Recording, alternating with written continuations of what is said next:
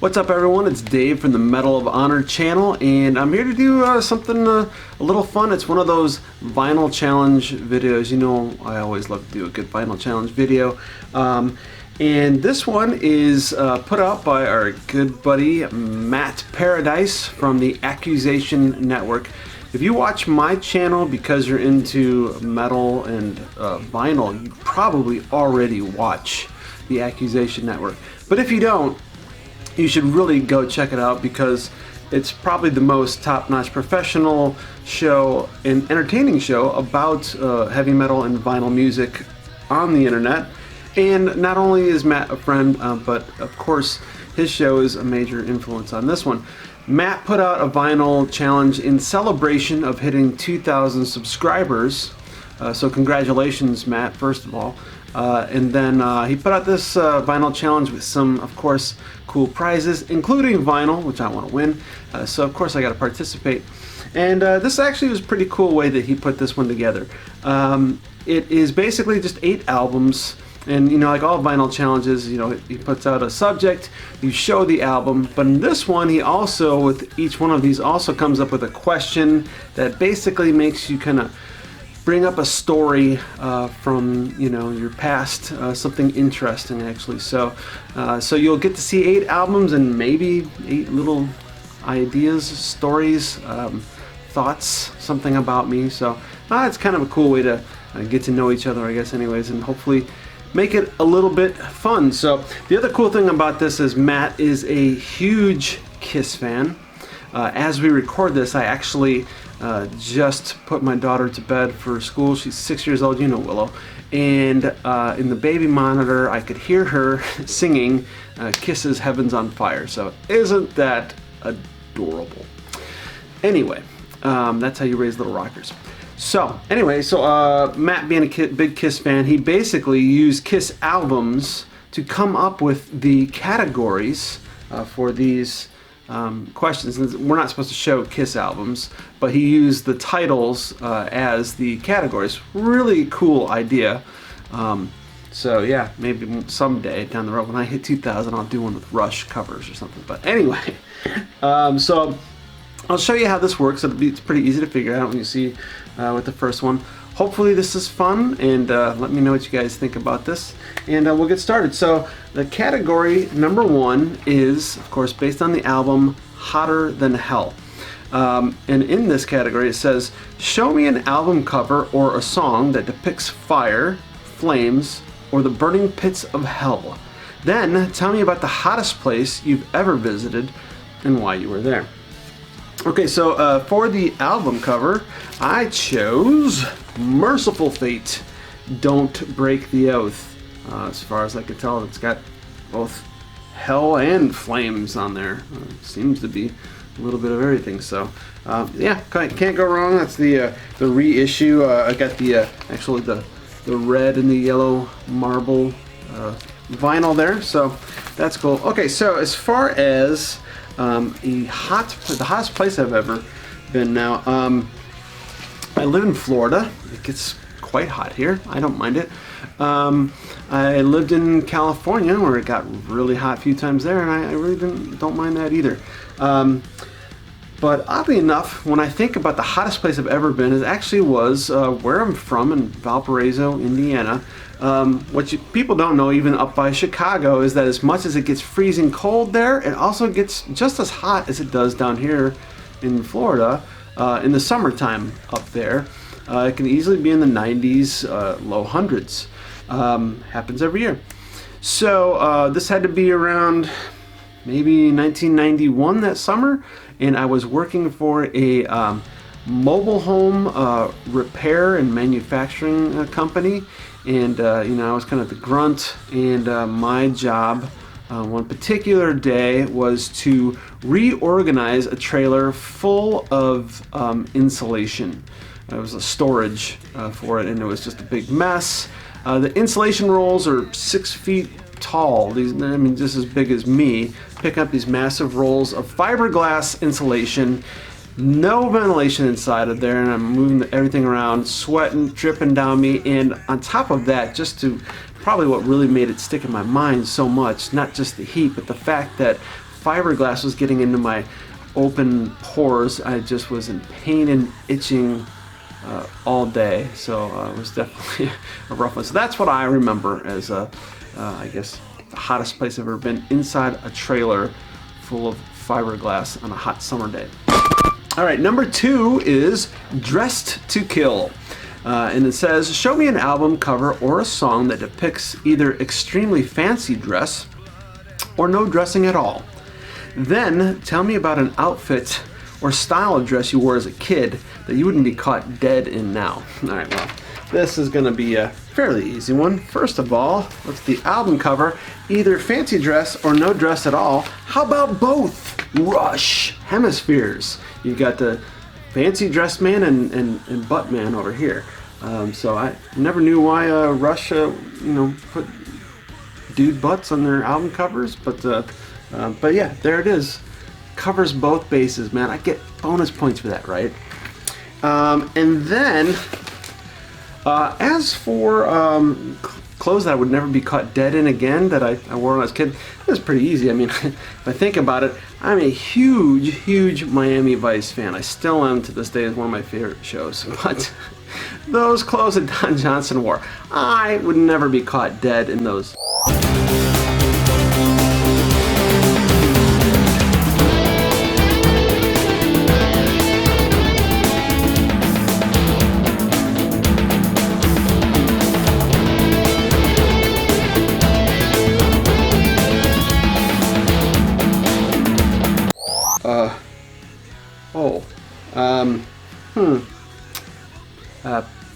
Parachute pants?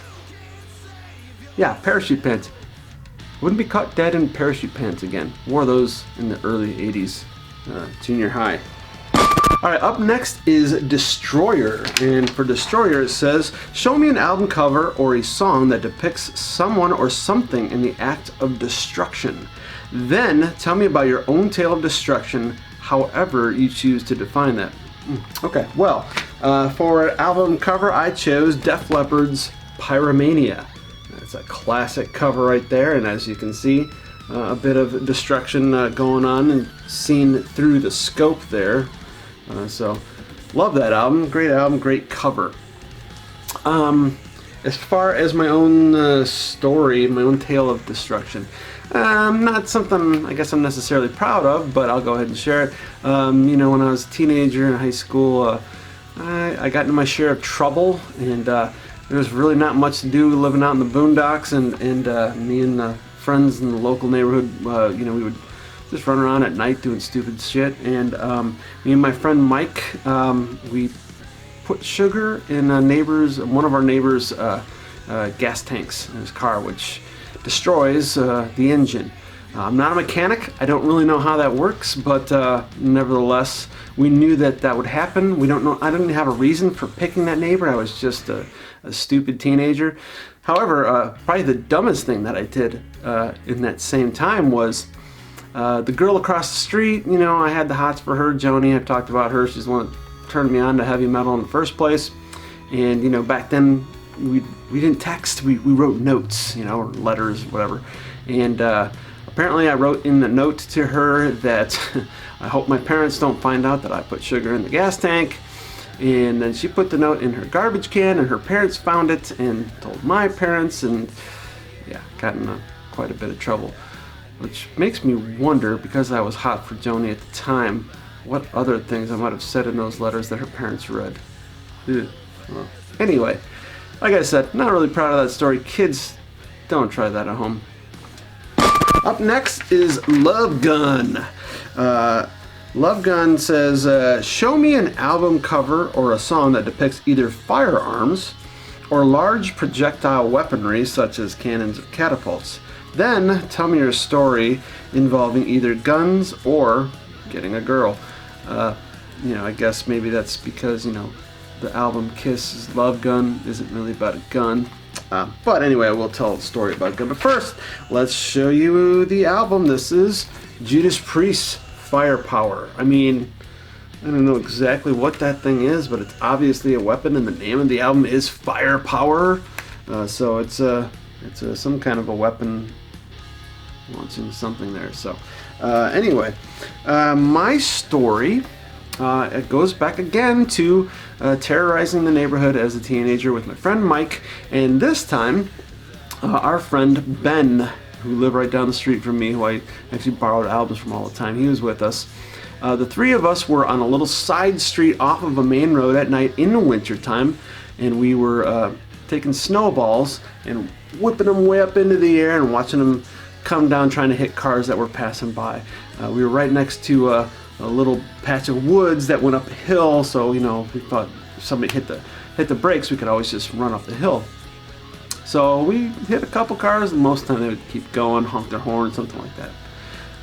One car in particular we hit and thought that he kept going, but he drove down the road a little bit, apparently whipped around and came barreling at us. And when he got to where we were, of course we scattered up the hill, but he jumped out of his car and come running after us. On the other side of the hill, he almost had me. I felt his hands getting close to me as I was running downhill. Somehow, I don't know how I got this lucky, but I hit a patch of loose snow, I guess, and I slid downward but stayed upright. So it was like a little turbo boost down the hill, and I got away from the guy. But apparently he managed to catch Ben. So Mike and I were off running. We heard in the distance at one point him shouting out, "Dave, Mike, run!" He didn't have to tell us, we were already running. We did catch up to him later, and apparently the guy pulled out a gun on him and said, "I want to know the names of your friends." Ben obviously wasn't fast, but he was smart. And so he quickly came up with some fake names and places that we lived. And I don't know if the guy just let him go or whatever, obviously, but we met up with him later, and of course Mike and I were laughing our ass off. Ben, not so much, but so yeah, that's my love gun story. All right, up next is Unmasked. Wonderful Kiss album there, Unmasked. It says, "Show me an album cover or a song that depicts the revealing of something or someone. Then tell me about one of your favorite Halloween costumes." Okay, so for the album, I picked more Rush. This one has actually, like if you look at this is Exit Stage Left, and it has all of the different characters from their albums leading up to this. This is a live album, so that's all the different cover art all basically put together here. And then the girl who is from Permanent Waves actually is pulling back the curtain or revealing the stage and the audience there to see Rush. So there you go. That's Exit Stage Left by Rush. But as far as a favorite Halloween costume, I don't really know. I mean, I've done things in the past, like I did the Crow, and of course I've done plenty of Kiss makeup. One simple one I did with my band one time. We played Halloween shows all the time. We always went all out, even non-Halloween shows. We had some crazy get-ups and stuff. So I got lazy one year and decided to be Jack Black from the Pick of Destiny. So all I had to wear was t-shirt and jeans and the little glowing pick. I don't know, when I think of Halloween costumes and interesting stories, I guess is from when I was probably like middle school, and thought it would be a great idea to dress up like a mummy using toilet paper to wrap all around me. But I didn't have any way of really making it stick or stay on me very well. And it was a fairly large subdivision. We walked around, and for some reason it was also in the middle of the afternoon, and it was unseasonably hot. But anyway, as I walked around this big block, the whole thing just unwound on me. By the time I got back home, I had more toilet paper in my bag than I had candy from trying not to litter. So anyway, that's what I can think of. Up next is Creatures of the Night. And this says, "Show me an album cover or a song that depicts vampires, werewolves, or other mythical beings who lurk in the shadows. Then tell me about one of your wildest nighttime stories." Okay. So anyway, I picked Wolfheart. Got a sort of a werewolf kind of a creature on there. I know I've got a few others, but I really like this band. Death metal, maybe a little bit of Viking metal mixed in, and bits of black metal here and there as well. Really cool stuff, definitely worth checking out. And as far as my story, wildest nighttime story, so after high school, I had a different group of friends that I played in a band with. 3 of us, myself, Justin, and Steve. And again, even though we were playing in a band, we were out of high school, we were still young enough to go out and do stupid stuff and cause trouble. And we actually were hanging out. We decided to go to a place called Bailey Homestead, which is in Chesterton, Indiana. It's in the middle of the woods, and it's sort of a historical site for the first settlers in that area. And back even deeper into the woods, there is this I guess it's a grave slash monument. It's a massive thing that has stairs you can walk up on top of, very Gothic looking. In the very center of it is this huge wooden cross that, we thought, I don't know what we were thinking might be haunted or something, but I think we probably went out there to smoke and drink beer. But I don't know why. My drummer, Steve, little short, skinny Mexican guy, was carrying a little pellet gun pistol with him at the time. But we were walking back. Nothing eventful really happened while we were out there. But as we were walking back, all of a sudden Steve says, "Did you hear that?" And we all stopped and listened for a second. And suddenly, something howled.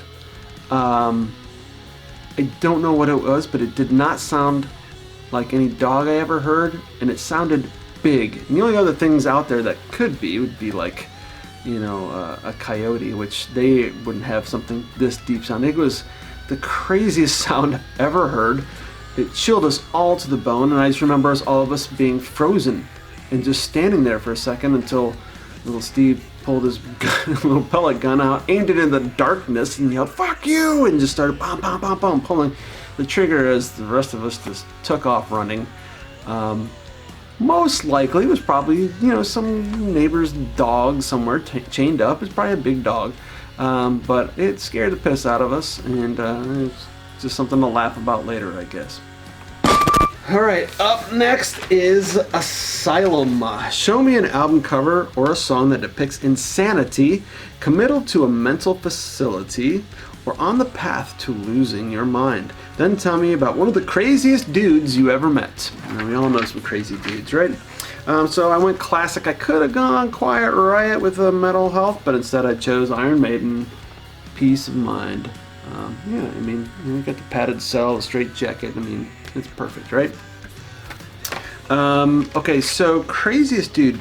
I was thinking about this one. I know lots of guys that kind of seem like crazy when it comes to like partying and stuff like that, but when I really think of somebody crazy, like someone who, I don't know, probably should be put away somewhere. There was a story about a guy who I tattooed one time.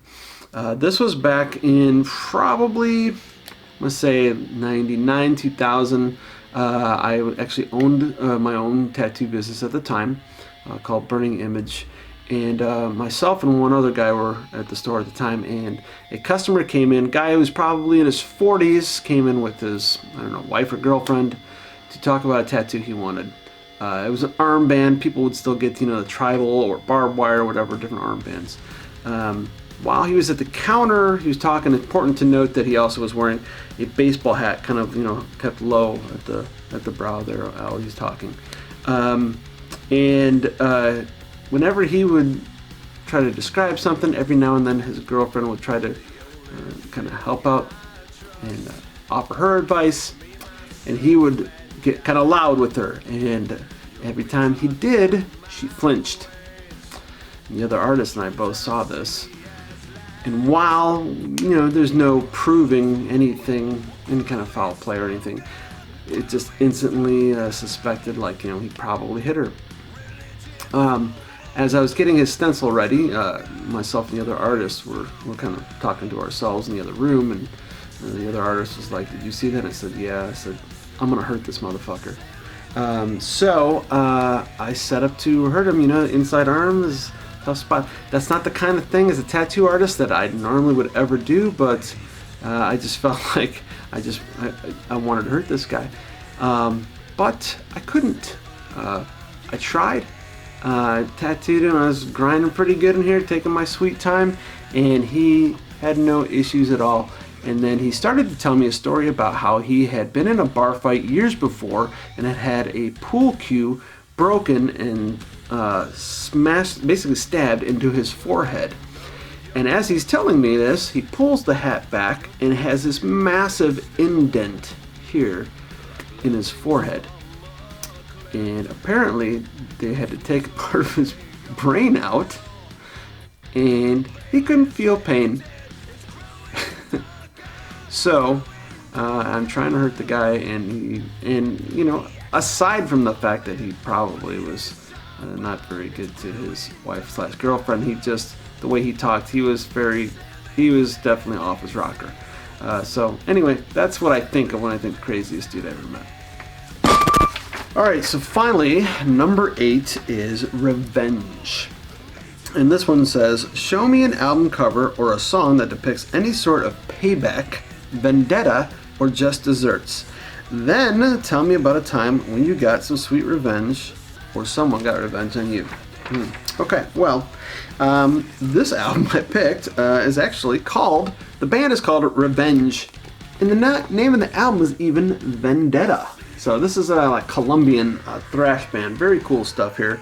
I'm not exactly sure what the revenge is that's happening, but you got this kind of devil guy, and then there's this priest here whose eyes are bleeding. So I'm assuming he made that happen. He looks pretty happy about it. So that's his revenge, I suppose. Okay, so my last story. This has to do with me getting started in the tattoo industry. So I actually started tattooing in 1996 by just getting a cheap kit out of a magazine and butchering myself and my friends at the kitchen table. Fortunately, I was always a good artist, so that was definitely helpful. I didn't actually start tattooing professionally until 1997. Still wasn't a huge explosion as far as the business went yet, but it started to get a little bit more popular with people. I ended up working at the only shop in our county, and the guy who hired me there, the owner was, I don't want to say anything negative about bikers because I have plenty of biker friends, but he was just kind of that stereotype of especially what fit into tattoos at the time that many of us have tried to pull away from, He just was always dirty. He kind of always, hit on every chick that came in. He was smoking while tattooing, he just kind of, everything had to be Harley related. Not that there's anything wrong with that. I'm just saying he just kind of just was pushing towards this stereotype. And he also did a lot of drugs, which is sad because there was the only shop in the county, so things were going well. In fact, when I first started there, I was actually working full-time at a factory, driving forklift during the day, and had benefits and everything, but I was working part-time at the tattoo shop and making more money doing tattoos. So, by fall of 97, I actually quit my full-time job and just focused solely on tattooing. A year later, by then, this guy had basically hardly ever showed up anymore. He was always hungover or high, and he was putting all of his money up his nose. And the landlord came in one day and slapped a for rent sign in the window. And I was like, what the fuck's going on? This is how I'm taking care of my family. I had I was married at the time and had my first daughter then, and I had no benefits, and I was kind of depending on having this job. So a couple hours later, Mike, who was the shop owner, he came in and started packing up his stuff. And I said, what's going on? He goes, man, I don't know what to tell you, man. If we find something, we'll let you know. So I pretty much felt like he kind of screwed me by not taking care of business. So fortunately for me, being there all the time, most of the time by myself, which is how I like it still today. I was good at talking to the landlord whenever I would see him, being friendly with him, recognizing that Mike was never around and probably wasn't going to last. And so I made sure to always keep the landlord, crack a joke with him and be friendly, a little lesser magic. And of course, he liked me. So when he kicked Mike out, I actually got a hold of him right away and said, is there any way that you would hold it for me so that I can get a loan and start a shop and have it right here? And he said yes. Not only did he say yes, but because Mike still owed him money, although Mike got his main tattoo equipment out, all the furniture and everything, basically the landlord locked it up and said, you know what, it's yours until he pays me back, which he never did. So I took over with fully furnished tattoo business that everybody already knew the location of.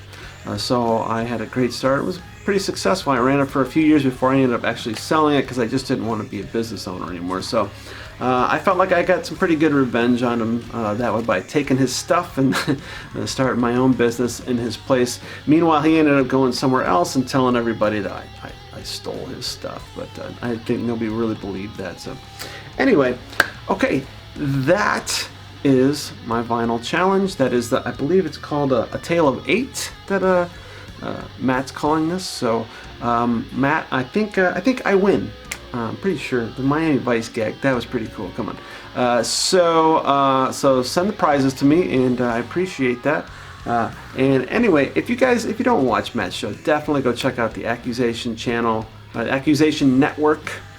All kinds of cool vinyl shows on there, so go check it out. Make sure you subscribe to this one if you haven't. What the hell's been taking you so long?